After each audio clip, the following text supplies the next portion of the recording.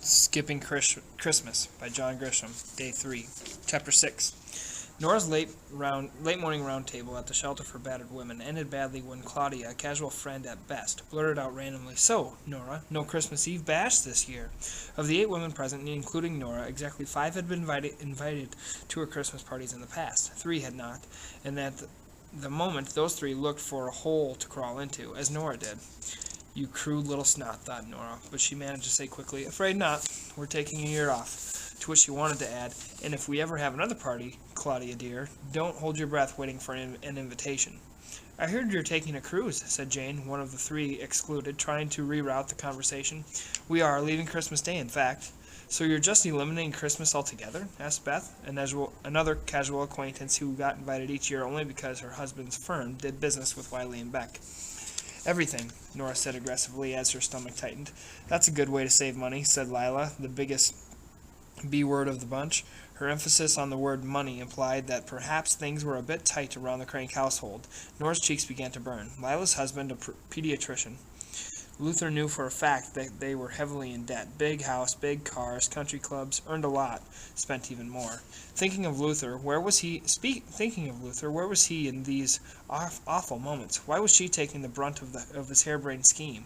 Why was she on the front line while he sat smugly in his quiet office dealing with people who either worked for him or were afraid of him? It was a good old boy club, Wiley and Beck, a bunch of stuffy, tight-fisted accountants who were probably toasting Luther for his bravery in avoiding Christmas and saving a few bucks. If his defiance could become a trend anywhere, it was certainly in the accounting profession. Here she was, getting scorched again, while Luther was safely at work, probably playing the hero. Women handled Christmas, not men. They shopped and decorated and cooked, planned parties and sent cards, and fretted over things the men never thought about. Why exactly was Luther so keen on dodging Christmas when he put so little effort into it? Nora fumed, but held her fire. No sense starting an all-girl rumble at the Center for Battered Women. Someone mentioned adjournment, and Nora was the first out of the room. She fumed even more as she drove home. Unpleasant thoughts about Lila and her comment about money. Even uglier thoughts about her husband and his selfishness. She was sorely tempted to cave right then, go on a spree and have the house decorated by the time he got home. She could have a tree up in 2 hours. It wasn't too late to plan her party. Frohmeyer would be happy to take care of their Frosty, cut back on the gifts and a few other things, and they would still save enough to pay for the cruise. She turned onto Hemlock, and of course the first thing she noticed was the fact that only one house had no snowmen on the roof. Leave it to Luther. Their pretty 2-story brick home standing alone as if the Cranks were Hindus or Buddhists, some strain that didn't believe in Christmas. She stood in her living room and looked out the front window, directly through the spot where their beautiful tree always stood, and for the first time Nora was struck with how cold and undecorated her house was. She bit her lip and went for the phone, but Luther had stepped out for a sandwich. In the stack of mail she'd retrieved from the box between 2 envelopes containing holiday cards, she saw something that stopped her cold. Airmail from Peru. Spanish words stamped on the front. Nora sat down and tore it open. It was 2 pages of Blair's lovely handwriting, and the words were precious. She was having a great time in the wilds of Peru. Couldn't be better, living with an Indian tribe that had been around for several thousand years. They were very poor according to our standards, but healthy and happy. The children were at first very distant, but they had come around wanting to learn. Blair rambled on a bit about the children. She was living in a grass hut with Stacy, her friend from Utah. 2 other Peace Corps volunteers lived nearby. The Corps had started the small school 4 years earlier. Anyway, she was healthy and well fed. No dreaded disease or deadly animals that had been spotted, and the work was challenging. The last paragraph was the jolt of fortitude that Nora so desperately needed. It read, "I know it will be difficult not having me there for Christmas, but please don't be sad. My children know nothing of Christmas. They have so little and want so little. It makes me feel guilty for the mindless materialism of our culture. There are no calendars here, no clocks, so I doubt if I'll even know when it comes and goes. Besides, we can catch up next year, can't we?" Such a smart girl. Nora read it again and was suddenly filled with pride, not only for raising such a wise and mature daughter, but also for her own decision to forego, at least for a year, the mindless materialism of our culture. She called Luther again and read him the letter. Monday night at the mall. Not Luther's favorite place, but he sensed Nora needed a night out. They had dinner in a fake pub on one end, then fought through the masses to get to the other, where a star-filled romantic comedy was opening at the multiplex. $8 a ticket, for what Luther knew would be another dull 2 hours of overpaid clowns giggling their way through a sub-literate plot. But anyway, Nora loved the movies and he tagged along to keep peace. Despite the crowds, the cinema was deserted, and this thrilled Luther when he realized that everybody else was out there shopping. He settled low in his seat with his popcorn and went to sleep. He awoke with an elbow in his ribs. "You're snoring," Nora hissed at him. "Who cares? The place is empty. Hush up, Luther." He watched the movie, but after 5 minutes he had enough. "I'll be back," he whispered and left. He'd rather fight through the mob and get stepped on than watch such foolishness. He rode the escalator to the upper level where he leaned on the rail and watched the chaos below. A Santa was holding court on his throne, and the line was moving very slowly. Over at the ice rink, the music blared from scratchy speakers while kids in elf costumes skated around some stuffed creature that appeared to be a reindeer.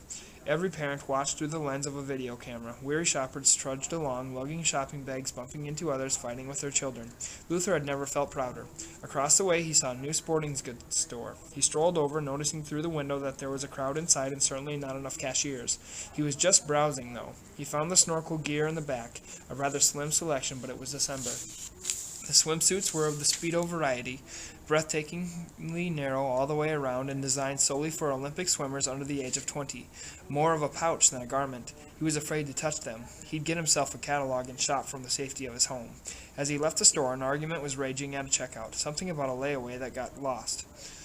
What fools. He bought himself a fat-free yogurt and killed the time strolling along the upper concourse, smiling smugly at the harried souls, burning their way through their paychecks. He stopped and gawked at a life-size poster of a gorgeous young thing in a string bikini, her skin perfectly tanned.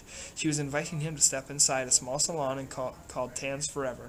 Luther glanced around as if it were an adult bookstore, then ducked inside where Daisy was waiting behind a magazine. Her brown face forced a smile and seemed to crack along the forehead and around the eyes. Her teeth had been whitened and her hair lightened. Her skin darkened, and for a second Luther wondered what she looked like before the project. Not surprisingly, Daisy said it was the best time of the year to purchase a package. The Christmas special was 12 sessions for $60. One session every other day, 15 minutes at first, but working up to a max of 25. When the package was over, Luther would be superbly tanned and certainly prepared for anything the Caribbean sun could throw at him. He followed her a few steps to a row of booths, flimsy little rooms with a tanning bed each and not much else. They were now featuring state-of-the-art FX2000 bronze mats, straight from Sweden, as if the Swedes knew everything about sunbathing. At first glance, the bronze mat horrified Luther. Daisy explained that you simply undress, yes, everything, she purred, slid into the unit and pulled the top down in a manner that reminded Luther of a waffle iron. Cook for 15 or 20 minutes, a timer goes off, get up, get dressed, nothing to it.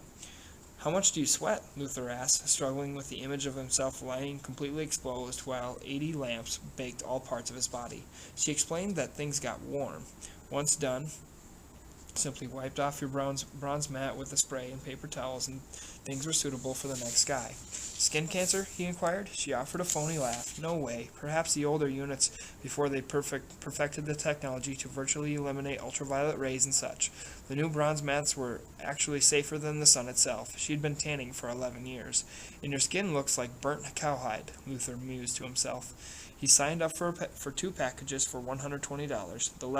He left the salon with the determination to get himself tanned, however uncomfortable it would be, and he chuckled at the thought of Nora stripping down behind paper-thin walls and inserting herself into the bronze mat. Chapter 7. The officer's name was Salino, and he came around every year. He was portly, wore no gun or vest, no mace or nightstick, no flashlight or silver bullets, no handcuffs or radio, none of the mandatory gadgetry that his brethren loved to affix to their belts and bodies. Salino looked bad in his uniform, but he'd been looking bad for so long that no one cared. He patrolled the southeast, the neighborhoods around Hemlock, the affluent suburbs where the only crime was an occasional stolen bike or a speeding car. Salino's partner for the evening was a beefy, lock-jawed young lad with a roll of mustache bulging from the collar of his navy shirt. Treen was his name. Treen wore every device and doohickey that Salino did not. When Luther saw them through the blinds on his front door standing there pressing his doorbell, he instantly thought of Frohmeyer. Frohmeyer could summon the police to Hemlock faster than the chief himself. He opened the door, made the obligatory hellos and good evenings, then asked them to step inside. He didn't want them inside, but he knew they would not leave until they completed the ritual. Treen was grasping a plain white tube that held the calendar. Nora, who just seconds ago had been watching television with her husband, had suddenly vanished, though Luther knew she was just beyond the French doors, hiding in the kitchen, missing not a word. Salino did all the talking. Luther figured this was because his hulking partner probably possessed a limited vocabulary. The Police Benevolent Association was once again working at full throttle to do all sorts of wonderful things for the community. Toys for tots, Christmas baskets for the less fortunate, visits by Santa, ice skating adventures, trips to the zoo, and they were delivering gifts to the old folks in the nursing homes, and to the veterans tucked away in the wards. Salino had perfected his presentation. Luther had heard it before. To help defray the cost of their worthy projects, this year the Police Benevolent Association had once again put together a handsome calendar for next year, one that again featured some of its members in action shots as they served the people. Treen on cue whipped out Luther's calendar, unrolled it, and flipped the rather large sheets as Salino did the play-by-play. For January, it was a traffic cop with a warm smile waving little kindergartners across the street. For February, it was a cop even beefier than Treen, helping a stranded motorist change a tire. Somehow, in the midst of the effort, the policeman had managed to smile. For March, it was a rather tense scene as a nighttime accident with lights flashing all around and 3 men in blue conferring with frowns. Luther admired the photos and artwork without a word as the months marched along. What about the leopard print briefs? He wanted to ask. Or the steam room? Or the lifeguard with just a towel around its waist? 3 years earlier, the PBA had succumbed to trendier tastes and published a calendar filled with photos of its leaner and younger members, all clad in virtually nothing, half grinning goofily at the camera, the other half straining with the tortured I-hate modeling veneer of contemporary fashion. Practically R-rated, a big story about it made the front page. Quite a brouhaha erupted overnight. The mayor was incensed with as complaints flooded City Hall. The director of the PBA got fired. The undistributed calendars were pulled and burned while the local TV station recorded it live. Nora kept theirs in the basement, where she secretly enjoyed it all year. The beefcake calendar was a financial disaster for all concerned, but it created more interest the following Christmas. Sales almost doubled. Luther bought one every year, but only because it was expected. Oddly, there was no price attached to the calendars, at least not to the ones delivered personally by the likes of Salino and Treen. Their personal touch cost something more, an additional layer of goodwill that people like Luther were expected to fork over simply because that was the way it was done. It was this coerced, above-the-table bribery that Luther hated. Last year he'd written a check for $100 to the PBA, but not this year. When the presentation was over, Luther stood tall and said, "I don't need one." Salino cocked his head to one side as if he'd misunderstood. Treen's neck puffed out another inch. Salino's face turned into a smirk. "You may not need one," the smirk said, "but you'll buy it anyway." "Why's that?" he said. "I already have calendars for next year." That was news to Nora, who was biting a fingernail and holding her breath. "But not like this," Treen managed to grunt. Salino shot him a look that said, "Be quiet." "I have 2 calendars in my office and 2 on my desk," Luther said. "We have one by the phone in the kitchen. My watch tells me precisely what day it is, as does my computer. Haven't missed a day in years." "We're raising money for crippled children, Mr. Crank," Salino said, his voice suddenly soft and scratchy. Nora felt a tear coming. "We give to crippled children, officer," Luther shot back. "Through the United Way and our church and our taxes, we give to every needy group you can possibly name." "You're not proud of your policeman?" Treen said roughly, no doubt repeating a line he'd heard Salino use on others. Luther caught himself for a second and allowed his anger to settle in, as if buying a calendar was the only measure of his pride in the local police force, as if forking over a bribe in the middle of his living room was a proof that he, Luther Crank, stood solidly behind the boys in blue. "I paid $1,300 in city taxes last year," Luther said, his eyes flashing hot and settling on young Treen, "a portion of which went to pay your salary. Another portion went to pay the firemen, the ambulance drivers, the school teachers, the sanitation workers, the street cleaners, the mayor and his rather comprehensive staff, the judges, the bailiffs, the jailers, and all those clerks down at City Hall, all those folks down at Mercy Hospital. They do a great job. You, sir, do a great job. I'm proud of all our city employees. But what's a calendar got to do with anything?" Of course, Treen had never had it put to him in such a logical manner, and he had no response, Salino either, for that matter. A tense pause followed. Since Treen could think of no intelligent retort, he grew hot, too, and decided he would get Crank's license plate number and lie in ambush somewhere, maybe catch him speeding or sneaking through a stop sign, pull him over, wait for a sarcastic comment, yank him out, sprawl him across the hood while cars eased by, slap the handcuffs on him, haul him to jail. Such pleasant thoughts made Treen smile. Salino, however, was not smiling. He heard the rumors about Luther Crank and his goofy plans for Christmas. Frohmeyer told him he'd driven by the night before and seen the handsome, undecorated house with no Frosty, just sitting alone, peacefully yet oddly so different. "I'm sorry you feel that way," Celino said. "We're just trying to raise a little extra to help the needy kids." Nora wanted to burst through the door and say, "Here's a check, give me the calendar," but she didn't, because the aftermath would not be pleasant. Luther nodded with jaws clenched, eyes unflinching, and Trine began a rather dramatic re-rolling of the calendar that would now be hawked to someone else. Under the weight of his large paws, it popped and crinkled as if becoming smaller and smaller. Finally, it was as narrow as a broomstick, and Trine slid it back into its tube and stuck a cap on the end. Ceremony over, it was time for them to leave. "Merry Christmas," Celino said. "Do the police still sponsor that softball team for orphans?" Luther asked. "We certainly do. Then come back in the spring and I'll give you $100 for uniforms." This did nothing to appease the officers. They couldn't bring themselves to say thanks. Instead, they nodded and looked at each other. Things were stiff as Luther got them out the door. Nothing said, just the irritating sound of Trine tapping the tube against his leg, like a bored cop with a nightstick looking for a head to bash. "It was only $100, Nora said sharply as she re-entered the room. Luther was peeking around the curtains, making sure they were indeed leaving. "No, dear, it was much more," he said smugly, as if the situation had been complex and only he had the full grasp of it. How about some yogurt?" To the starving, the prospect of food erased all other thoughts. Each night they rewarded themselves with a small container of bland, fat-free imitation fruit yogurt, which they savored like a last meal. Luther was down 7 pounds, and Nora 6. They were touring the neighborhood in a pickup truck looking for targets. 10 of them were in back, resting on bales of hay, singing as they rolled along. Under the quilts, hands were being held and thighs groped, but harmless fun at least for the moment. They were, after all, from the Lutheran church. Their leader was behind the wheel, and next to her was the minister's wife, who also played the organ on Sunday mornings. The truck turned on Hemlock, and the target quickly became obvious.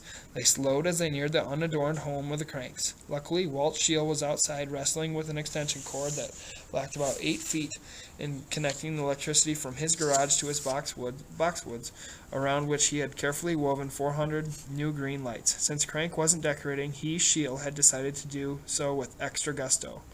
"Are those folks home?" the driver asked Walt as the truck came to a stop. She was nodding at the Crank's place. "Yes, why?" "Oh, we are out caroling. We got a youth group here from the Lutheran Church, St. Mark's." Walt suddenly smiled and dropped the extension cord. How lovely, he thought. Crank just thinks he can run from Christmas. "Are they Jewish?" she asked. "No. Buddhists or anything like that?" "No, not at all. Methodists, actually. They're trying to avoid Christmas this year." "Do what?" "You heard me." Walt was standing next to the driver's door, all smiles. "He's kind of a weird one, skipping Christmas so he can save money for his cruise." The driver and his minister's wife looked long and hard at the Crank home across the street. The kids in the back had stopped singing and were listening to every word. Wheels were turning. "I think some Christmas carolers would do them good," Scheel added helpfully. "Go on." The truck emptied as the choir rushed onto the sidewalk. They stopped near the Crank's mailbox. "Closer," Scheel yelled. "They won't mind." They lined up near the house next to Luther's favorite flower bed. Scheel ran to his front door and told Bev to call Frohmeyer. Luther was scraping the sides of his yogurt container when a racket commenced very close to him. The carolers struck quick and loud with the opening stanza of "God Rest Ye Merry Gentlemen," and the Cranks ducked for cover. Then they darted from the kitchen, staying low, Luther in the lead with Nora on its back, into the living room and close to the front window, where thankfully the curtains were closed. The choir waved excitedly when Luther was spotted peeking out. "Christmas carolers," Luther hissed, taking a step back, "right out there next to our junipers." "How lovely," Nora said quietly. "Lovely? They're trespassing on our property. It's a setup." "They're not trespassing." "Of course they are. They're on our property without being invited. Someone told them to come, probably Frohmeyer or Scheel." "Christmas carolers are not trespassers," Nora insisted, practically whispering. "I know what I'm talking about." "Then call your friends down at the police department." "I might do that," Luther mused, speaking out again. Not too late to buy a calendar. The entire Frohmeyer clan came running, Spike leading the pack on a skateboard, and by the time they fell in behind the carolers, the Trogdons had heard the noise and were joining the commotion. Then the Beckers with the mother-in-law in tow, and Rocky the dropout lagging behind her. Jingle Bells was next, a lively and loud rendition, no doubt inspired by the excitement being created. The choir director motioned for the neighbors to join in, which they happily did, and by the time they began Silent Night, their numbers had ballooned to at least 30. The carolers hit most of their notes. The neighbors couldn't have cared less. They sang loudly so that Old Luther in there would squirm. After 20 minutes, Nora's nerves gave way, and she went to the shower. Luther pretended to read a magazine in his easy chair, but each carol was louder than the last. He fumed and cursed under his breath. The last time he peeked out, there were people all over his front lawn, everyone smiling and shrieking at his house. When they started with Frosty the Snowman, he went to his office in the basement and found the Cognic. Chapter 8. Luther's morning routine hadn't changed in 18 years he'd lived on Hemlock. Up at 6, slippers and bathrobe, brew the coffee, out the garage door, down the driveway where Milton the paperboy had left the Gazette an hour earlier. Luther could count the steps from the coffee pot to the newspaper, knowing they wouldn't vary by 2 or 3. Back inside, a cup with just a trace of cream, the sports section, then Metro, business, and always last, the national and international news. Halfway through the obituaries, he would take a cup of coffee, the same lavender cup every day with 2 sugars, to his dear wife. On the morning after the caroling party on his front lawn, Luther shuffled half asleep down his drive and was about to pick up the Gazette when he saw a bright collection of colors out of the corner of his eye. There was a sign in the center of his lawn, "Free Frosty," the dang thing proclaimed in bold black letters. It was on white poster board, red and greens around the borders, with a sketch of Frosty chained and shackled somewhere in a basement, no doubt the crank's basement. It was either a bad design by an adult with too much time to spare, or a rather good design by a kid with a mom looking over his shoulder. Luther suddenly felt eyes watching him, lots of eyes, so he casually sucked the Gazette under his arm and strolled back into the house as if he'd seen nothing. He grumbled as he poured his coffee, cursed mildly as he took his chair. He couldn't enjoy sports or Metro. Even the obituaries couldn't hold his attention. Then he realized that Nora should not see the poster. She'd worry about it much more than he did. With each new assault on his right to do as he pleased, Luther was more determined to ignore Christmas. He was concerned about Nora, though. He would never break. But he feared she would. If she believed the neighborhood children were now protesting, she might collapse. He struck quickly, slinking through the garage, cutting around the corner, high-stepping across the lawn because the grass was wet and practically frozen, yanking the poster from the ground and tossing it into the utility room where he'd deal with it later.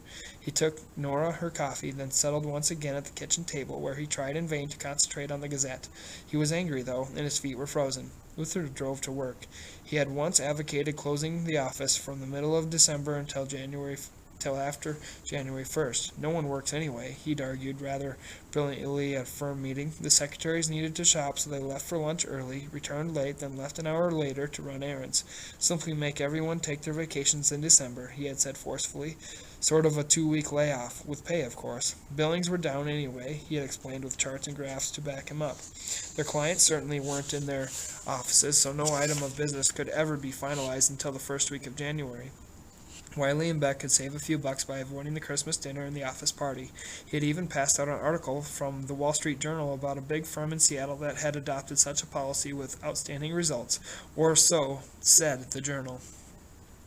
It had been a splendid presentation by Luther. The firm voted 11-2 against him, and he'd stewed for a month. Only Yank Slater hung in there with him. Luther went through the motions of another morning, his mind on last night's concert by his junipers and the protest sign in his front yard. He enjoyed life on Hemlock, got on well with his neighbors, even managing to be cordial to Walt Scheel, and was uncomfortable now, being the target of their displeasure. Biff, the travel agent, changed his mood when she waltzed into his office with barely a knock. Docs, his secretary, was lost in catalogs, and presented their flight and cruise tickets along with a handsome itinerary and updated brochure on the Island Princess. She was gone in seconds, much too brief a stay to suit Luther, who, when he admired her figure and tan, couldn't help but dream of the countless string bikinis he would soon encounter. He locked his door and was soon lost in the warm blue waters of the Caribbean. For the third time that week, Luther sneaked away just before lunch and raced to the mall. He parked as far away as possible because he needed the hike. Down 8 pounds now and feeling very fit, and entered through Sears with a mob of other noontime shoppers, except Luther was there for a nap. Behind thick sunshades, he ducked into Tans Forever on the upper concourse. Daisy, with the copper skin, had been relieved by Daniela, a pale redhead whose constant tanning had only made her freckles expand and spread. She punched his card, assigned him to salon number 2, and, with all the wisdom of a highly skilled dermatologist, said, "I think 22 minutes should do it today, Luther." She was at least 30 years his junior, but had no problem addressing him simply as Luther. A kid working a temporary job for minimum wage. It never crossed her mind that perhaps should call him Mr. Crank. Why not 21 minutes, he wanted to snap, or 23? He grumbled over his shoulder and went to salon number 2. The FX 2000 bronze mat was cool to the touch, a very good sign because Luther couldn't stand the thought of crawling into the thing after someone else had just left. He quickly sprayed it with Windex, wiped it furiously, then rechecked the locked door, dressed as if someone might see him, and very delicately crawled into the tanning bed. He stretched and adjusted until things were as comfortable as they would get, then pulled the top down until hit the on switch and began to bake. Nor had been twice, and wasn't sure if she'd tan again, because halfway through her last session someone rattled the doorknob and gave her a start. She blurted something, couldn't remember exactly what due to the terror of the moment, and as she instinctively jerked upward she cracked her head on the top of the bronze mat. Luther had been blamed for that too. Laughing about it hadn't helped him.